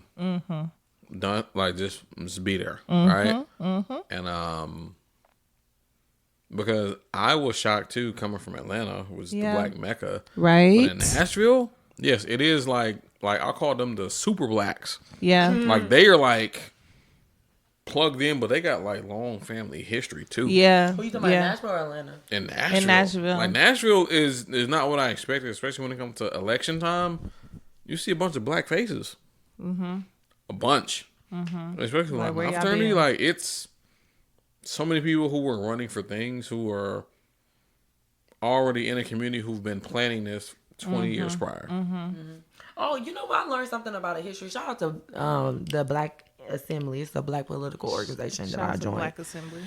They talked about a little bit about how the structure of Nashville when it comes to voting, how Davidson County, and now we have Davidson County. First, it was like just Nashville. Well, you know, they did the redlining. They Right, but no, the reason why they brought in like the other counties around where you got Sumner, well not Sumner, Hendersonville, which is well that's Sumner. Yeah, what is it? Hendersonville, but part of like Goodlettsville, that's Davidson County. Madison, that's Davidson County. Hermitage, that's still considered Davidson County. So basically, they were saying those counties around, which is metropolitan, the reason why they got the vote into Davidson or Nashville was because it was a black man running for mayor in Nashville at a point in time. And they were kind of afraid because Nashville black power, you got to think Jefferson Street had a lot of power, which is why they built that interstate. You had 4 HBCUs in Nashville, and you have ABC. Shout out to American Baptist College. You have Tennessee State University. You have Fisk University. And you have Fisk, and you have those three. You had those 3 colleges on right by Jefferson Street that held a lot of power there. And so like they've been breaking up the black power in Nashville for a very, the potential very long black time. power, They intentionally been doing and that. maybe to that point, to give some grace, is like the way that community response was to be more insulated, and so they're very much like you get in only if you fit these particular descriptors. So maybe that's it. The crazy thing when he was talking about like meeting people, and I do agree with that. I'm someone that am trying to get invited to spaces just also because I have my own nonprofit, so I understand those spaces I have to get myself into. And also being an advocate, but it's also hard to get in those spaces sometimes because you don't necessarily. I have a very strong personality, and most people who meet me like me and they like to be around me, but also I meet people who don't like me and don't want to be around me because I have such a big personality, and I understand that as well. But back to your part about meeting people. I met my boo because he lived across the street from me. Shout out to living across the street. Listen, so in the neighborhood. That's like great. I can't wait till I move. At the grocery store, these like networking events, because also too, I mean, so there's, and this is like another topic from the pod, but we need to really break down why there are so many available black women compared to black men. I was just about to say that. We have to break that down because that's really like a study that needs to be. It's a public health concern. Yes. But I was going to say that because I'm like, well, as a black man, you could go out to the events, and let's say I'm also there. It's 1 to 100, so I'm like, I'm there, but I'm not meeting that one guy or not interested. Listen, so I can tell y'all right now, like if I go to outside, like AKA event, Zeta, SU, like if I'm there, the first question they ask me, are you married? Do you have any kids? And if I say no to like both, they're like, oh, I got 100 people for you to meet. I'm just like, damn. Like it's like, oh shit. But and they would actually be top tier. And so that's the issue of why men they have. I tell a guy when he was like dating, I'm like dating. In my opinion, for men, black men is so more easier because there's so many black women. They just out have there. to be discerning at that point. Exactly. I'm like, if they you don't choose know how to date. That's why I don't fuck with men who date white women. Yeah, because it's like, nigga, you purposely overlook these hundreds of women of quality top tier, and usually the white women are not as accomplished. Like they're just white supremacy. They mid. It allows you to be mediocre and still have it all. It's a colonizer's rule for us, ladies and gentlemen. Definitely another pop another day, but yes, it is like the numbers, but also too that goes back to, of course, discrimination, slavery, the whole historical, social, political landscape that the war on drugs, Yep. It's a lot of reasons. We could put in reasons, but we already know those reasons. So why are you know what I'm saying? What's now? Exactly. Shouldn't what do we do now? But also too, Shannon Sharp, what are you doing? Even aside from that, just with the dating scene, like from our perspective, when it comes to like our clients, most of our clients are women, black women, because like women, y'all are more efficient just in general, regardless of like dating. But like, if y'all hear something and it sounds good and reasonable, y'all be like, okay. Let's do it. Yeah. But black men is just, they don't want to. So first of all, money is like the main source of the ego, right? So We talked about this. If like another black man tells another black man what you need to do with your money, they don't like that. he be like, yeah, and that's you wild mean? because that's again to each one teach one, right? Lift as we climb. Right. Like our like consciousness growing and awareness of knowledge and information growing hinges upon the folk in our network. And here we are, created a type of culture where we're closed off to those aspects that are designed to grow us inherently. yeah. And it's a shame. And just speaking from just experience, and this ain't social media shit. This is like really personal experience, but it just sucks that when we do go to networking events and we do talk to like black men who are in our generation, right? And we talk to them about, hey, this is what you do. A lot of them be bullshitting. Yeah. A lot of them, in comparison to the Their woman, female counterparts. like black men bullshit so much to where women are like, okay, let's do this. Yeah. And like, yeah, but I mean, the patriarchy in a household, how we spoiled, not raise child spoiled. patriarchy is toxic, but yes. But what is it? We raise our daughters to spoil our sons. I grew up with 4 siblings, a middle child between 2 boys, and I have 2 older sisters. Same mom and dad. Grew up in the same household, but I watched the double standards. And just growing up in the hood, we in the same neighborhood, walk through the same community with the same addicts and threats of gang violence. We have the same anti-race or anti-black teachers, but I'm focused and you BSing.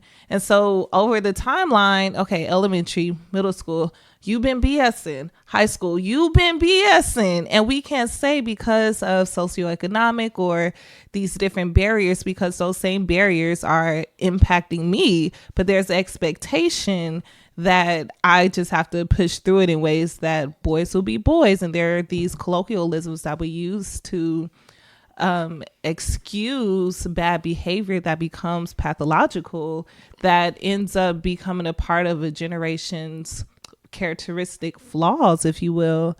And it's just really unfortunate to get to this age and be like, damn, we were in the same class. You could be right here with me, but instead you still home trying to do your rap career, bro.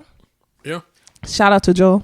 Y'all need to go to plumbing school. Yes, well, get some trade skills. That's why electricians. It was a report. Yes, it was a report came out a couple months ago about black boys not going to college. Yeah. So the other issue too is so for me, when I start working at Regions Bank out of undergrad, come on, Regions. 9 months later, right? So I thought my normal was normal, right? Like, get up, got a car that I ain't gonna worry about cranking up. Like, I definitely it's had like a certain hoopty little until things 3 that you years just don't ago. really factor in. But then when you work in the hood, you're like, oh shit, my normal ain't these niggas' normals. And also too, at the time, and this is hindsight now, almost 10 years later, but the fact that I was 23, I had a good job, and never been to jail, straights, no kids, right?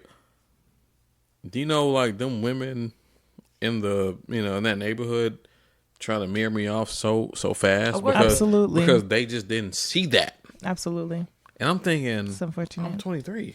Yeah. Like, No, I'm 23, absolutely. no kids. Like, that's normal. No, people Like, are more to me, afraid than getting right? married But, like, than to having them, they're kids. like, nah, nigga, you. I'm trying to push black marriage and black love. Yeah, and family planning. Family planning is as somebody who is a single mom or who do have a baby daddy. But also family planning. So I always tell people this, especially from the me being a finance guy. It deals with economics. Yeah. Do you think that? Think about, let's just say hypothetically, after slavery, let's say we all got our 40 acres in a mule, right? Come on, reparations. Let's just say we all got our reparations. Yeah. We wouldn't be having this conversation today. No, I mean, heck, even without it, we were booming. We would be married mad early. You know why? Because our parents have already had a set But up. check it out. Even after slavery, right? Because during the institution of slavery, we weren't allowed to get married. Black women were married at a higher rate than white women. Yeah. In the Reconstruction period. Yeah, and it's a lot of reasons. I always think Black love was a form of freedom for Black people. Absolutely. And if we could look at it again instead of like looking at it, because now, you know, we see so many things on like, well, all Black, you know, they say everybody married, they cheating, they don't like each other, they didn't. And I'm like, y'all looking at it in the wrong way. And if you got a whole bunch of friend groups that are married and every last one of them are in a bad relationship, then you in the wrong friend group. Right. But I definitely think in a sense of like, I don't try to be in a way of where I see people talk negative about relationships, marriages, because I see the beauty of it and I understand that Black love is freedom. Yeah. And until we see it that way, we always gonna be. It's revolutionary tool for sure. Yeah, we need to get grounded back in our pillars. I don't know. I'm working on this because I'm really against this new wave of like being anti-Black excellence, and I think that there's this, I'm calling it digital COINTELPRO, but I'm still trying to work through the theory of it, but this effort of using deconstructionalism to tear Black pillars, like the pillars of Black community down. And I feel like because there's a population of Black folk who may have only learned of African American history while they were in school, in college, while learning deconstructionalism. So all they know how to do is take stuff apart and don't know how to build. And it's like, okay, so you ask questions, you poke holes in everything. Now nothing means anything. But what does that do for the collective? Like, how does that push us forward? And I don't think that there are enough of us that's thinking about the collective, like outside of our personal ecosystems.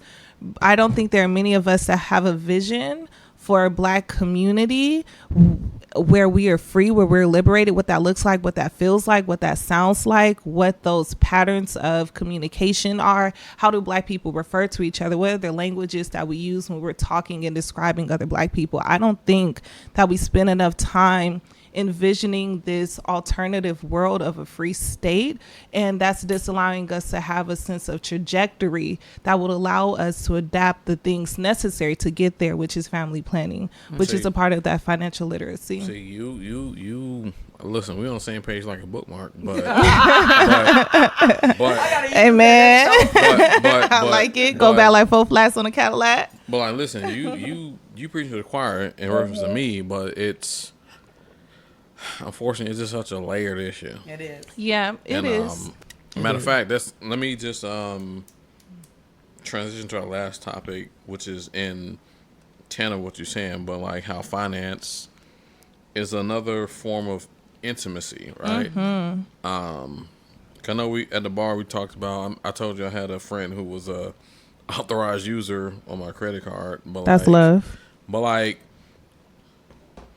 oftentimes we focus on not talking about shit, right? Yeah, being avoidant. But it's like, no, it's like, I think why most, especially Black relationships or relationships in general, fail is the lack of the economic talk. Yeah, they got to talk about in money. the beginning, because it's almost like this sounds childish, but like poop, right? Like, right.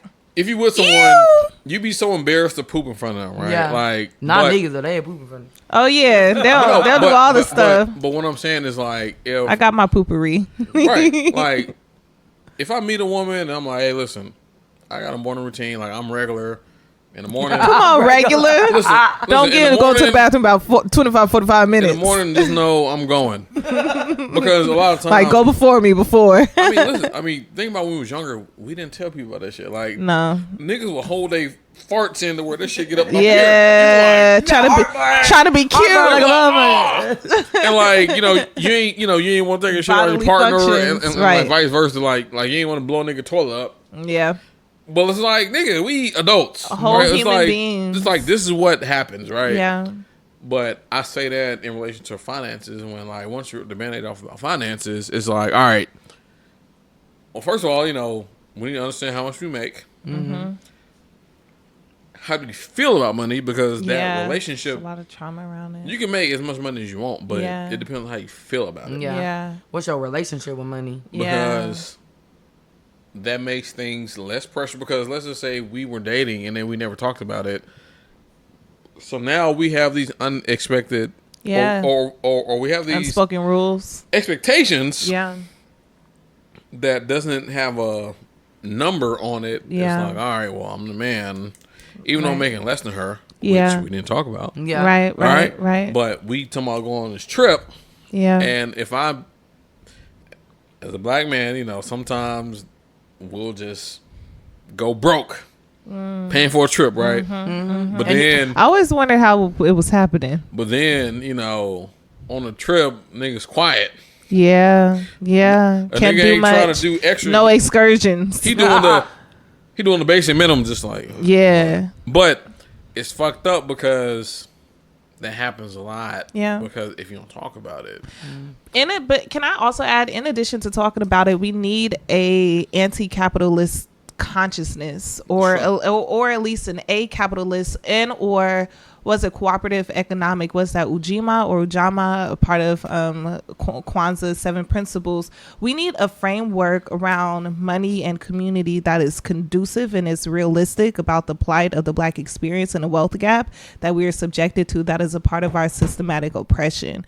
I think absent of that, talking about money on an individualistic stance, even regarding intimacy, is cool, but it's not doing the type of mind shift necessary for us to really think about how are we navigating in a world that is built off of racial capitalism, that is designed to exploit us, that is designed to make us feel like if you can't spend extra $300 on excursion, you don't have worth, right? Like there's a deep insecurity and shame associated with poverty, associated with not having. And in our music is constantly, these folks who were broke got money from white executives, and now they make music saying, haha, I'm rich, you broke. Yeah. And that is having such a deleterious effect on our sense of self-worth and our sense of value. And we cannot afford having our sense of value be connected to money. This is some new shit. It never was. Like, sense of Black excellence was never tied to our income. It was tied to our ability,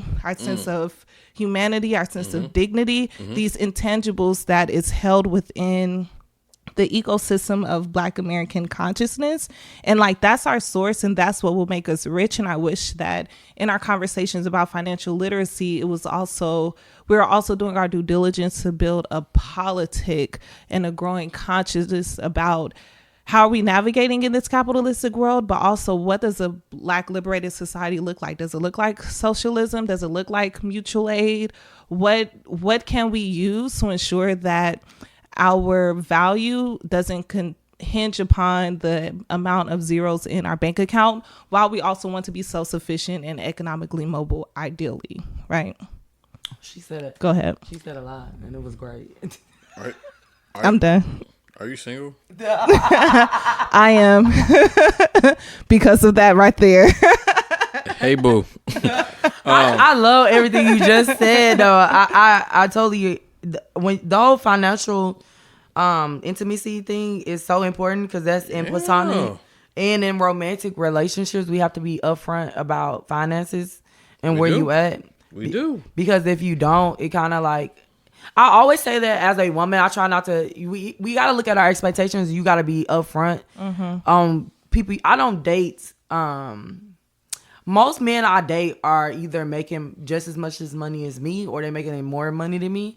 So my expectations for them has always been like, can you take care of yourself first? Right. Because that's the most important thing. But also, I never came into the situation thinking that some Black man is gonna come in and save me. Yeah, they only do that for white women. I mean, or so Hispanics, also too, like, or just non-Black women. I don't have the numbers in front of me, but like, we got to do the math on like the Black men who do make X amount that maybe certain women are expecting.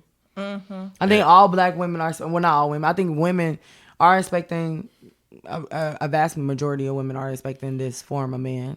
I think social media is fucking... Social media, Disney, Hollywood, like, it's been Well, programming. also Disney, being a Black woman and thinking... Shout out to Bell Hooks, because reading All About Love helped me a lot when it comes to Bell like... Hooks. Rest in peace. So this is just a quick Google search. I mean, it's like... Google AI. Yeah, right. So the average median earnings of a Black man is $46,000. I thought so. Yep. Right? So Once again, we live in we're in 2025, right? So, I just think that group economics to me works. Yeah. Group economics works. I agree. You know, I read an article a while back that said 1 out of 4 black women make I think either just as much as their partner or more.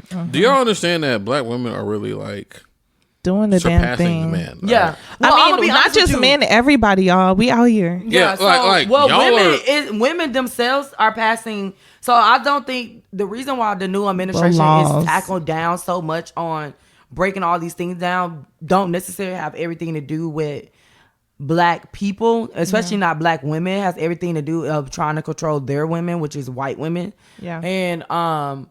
And so we talk about when we talk about boys not going to college, black boys not going to, it's also white boys. Yeah. And then also we looking at different races that they're not able to control their woman as much as they can because they're getting degrees, they're working jobs, they're taking care of themselves just as much. Laws are no longer. And laws are now in place. So now, of course, black women getting the shorthand of the stick because of economically where we always been. But black women are surpassing men right now. Yeah. And to the point where that's why I hate a lot of conversations about black relationships and love on social media because I'm like, y'all not really paying attention. Y'all not reading. Well, they say y'all ain't reading. They're not reading. The 57% illiteracy rate in America is showing. And so I think that has like, what I was about to say though was about how, shout out to Bell Hooks because I was somebody who thought that love was going to come into like a fairy tale and that I was just going to get swept off my feet and I was going to find this person and they were going to be so great and we're going to get married. Solve but all then the I have realized at 32 of how much work that you have to put in a relationship and nobody's ever. And now I came to the terms that I'm not going to fall in love. Yeah. I'm going to basically grow in love with somebody. Yeah. And I think when we look at it that way, and then also love there's is more not, agency there. Exactly. Love is not materialistic when it's not in a way where you think that it's always give. It's like it comes with boundaries and stuff, but love is an action. Yeah. And when you look at it that way, that's when you can look at stuff like family planning and finances, which is something very important. I definitely I think it was Marcus Garvey or one of the black leaders back in the days basically was pushing family planning a lot for black people, and they were trying to, when birth control first came out, they were definitely trying to get black people on birth control because of that, black families to know about birth control. But I think it's like a public health issue when it comes to family planning. And also so this is my final year. I actually just wrote off the YWCA junior board, but basically the YWCA is a women's advocacy group. I was only male on the board. I was trying to get a job there now. But girl, I had a job at the YWCA. They do good work. For real? You trying to get a job there? I did, but this before I got my job. I was trying to get a job. Okay, there. well, I mean, I know people. Okay. Let me look up their Charlotte chapter. Keep talking. But basically, I'm still a bachelor, right? But say it with your chest. Someone would give me a little pushback about, you don't want to be a provider. So my pushback to that is, I believe in women equality, right? So I don't ever want a woman to be in a position where she is financially compromised. Yeah. Right? Like, I feel that women need to have their own. Amen. And I'm not a panderer, but yes, women That's need to have wild. their own shit because let's just say y'all do meet a guy, right? Because of oppression. Would and y'all accept a guy who offered full financial, you know what I'm saying, like support? Absolutely. I So would, I ain't gonna lie. okay, absolutely. But I'm also working. Well, no, but black women have always worked. I know. If they was getting taken care of. We were always working. No, this is very true. What I tell my women friends is that comes with a price. We know that. Yeah, but like, are you okay with that? Yeah, but and it's the people say a price is implied, but not everyone. Because I grew up, my father was the provider through and through. They had a bit.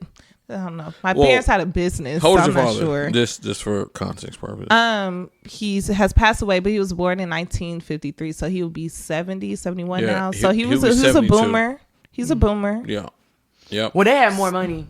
Yeah, they have more money. And also, but I'm just saying, yeah. like, I grew up with a context where it's not unfamiliar to have a man in the household who's providing for the family and not weaponizing it against my mom.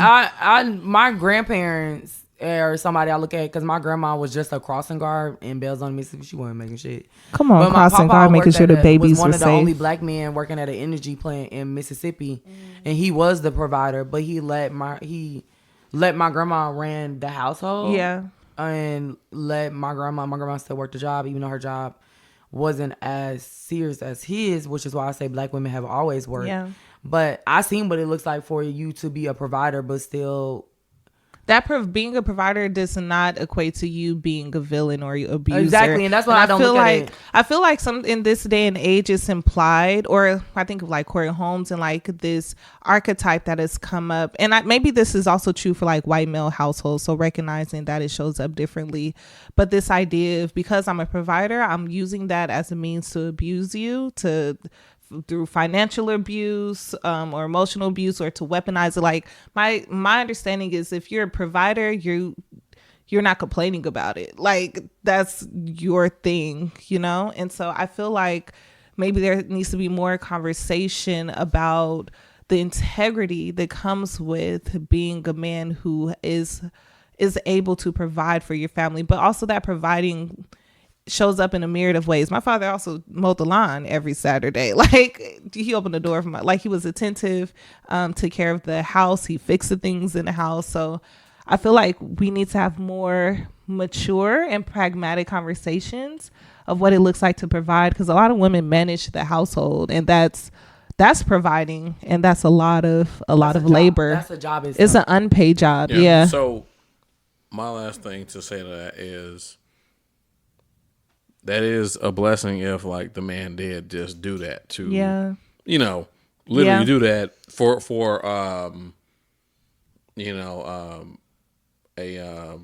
like feel like it's his sense of responsibility or purpose, genuine cause, without abusing it, because all I'm saying is, when it comes to financial matters, right, like even just like family matters, right, like we talk about estate planning and like we talk to people and their first answer is, oh, my children wouldn't do that. If I pass away, they wouldn't do that. But guess what? When they pass away, ain't that something? Ain't they that the first something? ones to act the fool. The ones you think will won't, and the ones you think won't will.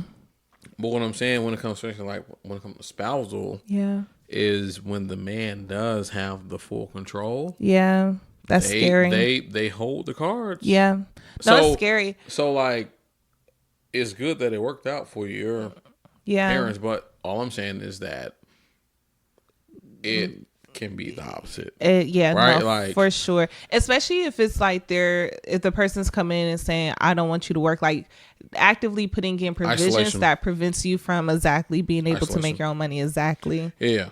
And once again, me being on this board, it gave me the insight to women's point of view, right? Because in order to leave, how you gonna leave? Exactly. With what money, with what resources, you got all the cards, you cut the cards off. Exactly. We share the bank account. I don't have access to it no more. And also, listen, we're in 2025, so I just like, especially when it comes to me with my future spouse, like, I want my future spouse to be involved. Yeah, absolutely. Don't be that chick to just sit on the side and like, oh, whatever. No. Right.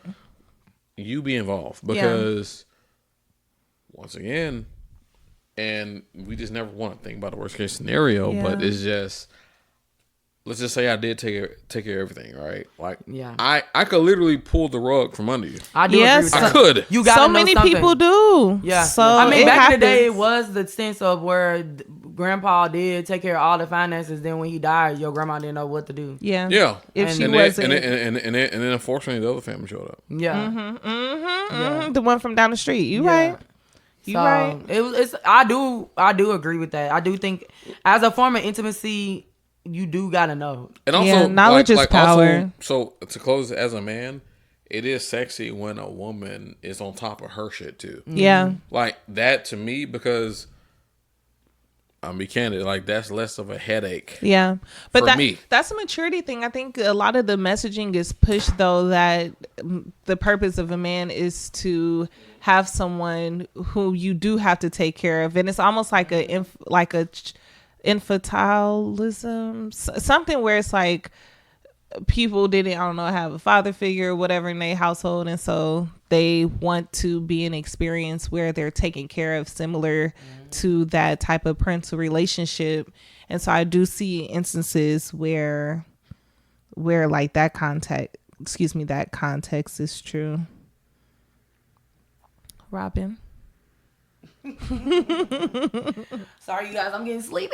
It's like almost 10 o'clock. Ooh, it's grown people sleep time. It's grown people. I'm like, I gotta go to church in the morning. Come on, church. Shout out to Temple Shout yet out again. To Temple Baptist Church. I like how you say it's a free concert and a testimonial. Yeah, that's how I look at church. I know religion is hard for a lot of young people right now, but I always tell people it's a free concert and it's a motivation speaker every Sunday, and that's why I go to church. Yeah. Amen. I look at it praying as affirmations and manifestations. Do y'all feel that the church is like promoting black women's singleness? Okay, so let's be real. As somebody who has a parent that's heavily involved in church, my father, and sometimes use religion as a way to weaponize. My dad always tell me that the only way I'm going to find a man is if I go to church. Yeah, but that's wild. The issue with it, or if anything in my life, the only way it's gonna be good if I have a relationship with God and I go to church. Yeah. But the thing is, I'm learning is that church has caused black women, they get the most hurt with sexism, racism, and it does cause a lot. And you're sorry. No, keep going. The only last thing I was gonna say, yeah, I do agree that it does lead for more black women to be single because they don't push black men in church as much as they push black women. And what I was gonna say too is the funny thing about church is it's a documentary I've been trying to find that I can't find, but most black churches are ran by black women and gay men, but that's a different subject for them. Yeah. I was going to say the indoctrination from following our colonizers' religion. That's all. Yeah. We need to get free. I think the only thing I have with Christianity that I don't follow is that we cannot pray to our ancestors and the lineage of black people and how we can pray to them as well. Yeah. I look at that in a form of maybe that's something that white people taught black people when it came to Christianity, but Christianity, they taught us to fear anything that would give us spiritual power. And I'm like, my Christianity, you can't tell me we can't speak to our ancestors when y'all got a picture of Jesus up there and Mary and Mary doesn't everybody. make sense. Those or are supposed y'all to be ancestors. People who sacrificing when y'all telling us, I mean, on the second Sunday I gotta drink pretend the blood to drink of Jesus blood and eat flesh is very cannibalistic. Like that. So at that point, when I look at Christianity, I don't look at it in a way that certain people, because I'm very much so empowered by myself and I understand black people. Yeah. And so I'm somebody who eventually is going to have an altar in my house. And it's an altar at the church. Yep. Just because it's one at church. So hallelujah, praise the Lord. But amen. Book of Hebrews chapter 12 verse 1 talks about the great cloud of witnesses, and that's a reference to ancestors. The thing is, a lot of people don't read the book, but growing up in the nation, I definitely hear you in terms of Christianity through the cultural lens of like Black American culture. There's a segment of Christianity that is deeply implemented into our spiritual practices, where there's hoodoo, and just like how we have made sense of our existence here in this stolen land as colonized people. Yeah, I mean, listen. Where's my guap?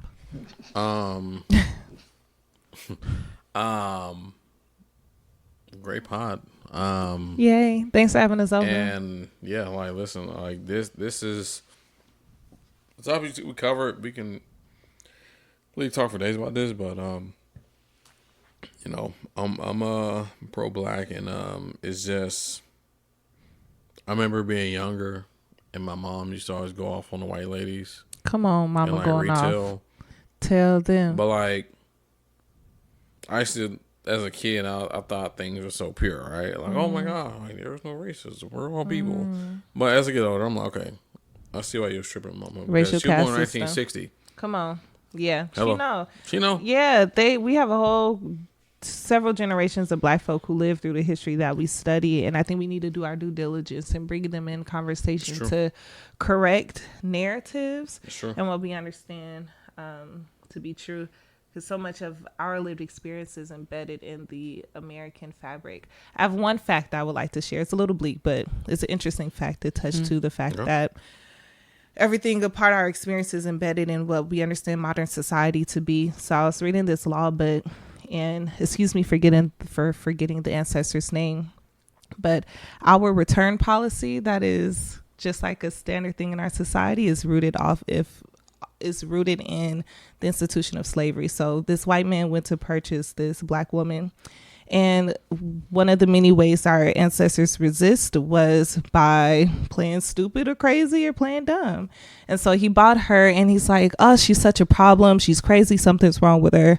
Our ancestor was pretending to not be well. And so he said, I want to return her. And they're like, you can't. And so from that moment, return policies exist not only in America, but worldwide, because it was rooted in needing to return this property because it was malfunctioning. So I say all that to say so much of the trauma that we have survived from the hands of Euro-American colonizers have corrupted our sense of what we know to be true, what we know to be normal. And I think there's some healing that comes from these high level conversations that's both funny and intricate and just matches the nuanced multifacetedness of Black American culture. But as we talk more, I think we uncover solutions and new ways of being and new ways of thinking that allows us to reclaim these histories, to reclaim these stories that we deserve to honor in the names of the ancestors we need to honor. Because encoded in that and how they survive that, I think are solutions that will help us get towards family planning. Because how do you do family planning when you're about to be sold? But something was happening there, and what they did was give their children these unique ass names so they can find them on plantations far, far away. Maybe they would never know until they met a Shatandra, because they're the only Shatandra, right? So I say that to say somewhere in our stories are solutions that we can utilize today that will help us get free, not just for today, but for tomorrow as well. I wish I knew our ancestor's name. And I will close that with, we, as, Black people, we have so much trauma, and the fact that you even share that. So I always tell people too, because I can't stand when I'm talking to Black folks and then they try to use us as the excuse as why we here. I'm like, it's a reason why we're here. So I'm the person to say, hey, we're not just here just because of happenstance. Right. So I appreciate you giving the context in that, because there's always context. I mean, hell, even with the butter pecan ice cream, right? That's just not natural. It's because of a reason, right? Yeah. But we as Black people, we are resilient, but also it's a reason as to why we are the way we are. So that's why, especially when it comes to the reparation conversation, I'm like, yo, we need our shit because it's owed. Yep. Period. Point blank. But then you have people like, oh, well, what if they spend it? And it don't matter. It's owed. There to spend. Yep. It's owed. Yep. Literally, y'all got rich off of us. Yeah, and still rich. Yeah. So it's owed to us. It don't matter how we spend it, but yeah, we just ideally need infrastructure so we could. Exactly. Yeah. But great pod. Yes. Follow Robin Griffin and her A to Z Learning nonprofit. A to Z Learning. Go ahead. It's the plug-in section. Go ahead. If you could reach her at hey@a2zlearning.org. Yes. Hates at A to Z learningclub.org, and you can follow us on LinkedIn, Instagram, and Facebook. You can like our page on Facebook. Also, you can donate to us to A to Z Learning Club. What's the link in Facebook? A to Z Learning Club. Okay. A to Z. And you can also read my Substack. I am a writer at My Baby Mother, and you can follow me on social media at by Robin Yvette on Instagram and TikTok, and my Twitter is Taste My Champagne. Nice. And where can we find you? I do YouTube at A Loving Lens. I also have a Substack, A Loving Lens. And I'm working on my consulting agency, but I don't have a spot for that yet. You're trying to figure out where I could be safe and Black radical without it getting in the way of me making money in this capitalistic society. So I'll have more information to follow. And also, too, I'll make sure you get your contact, but I'll be sure to invite you to things that may be beneficial to you. Yay! Community. Community. All right, y'all. Until next time, we out. Peace. Peace.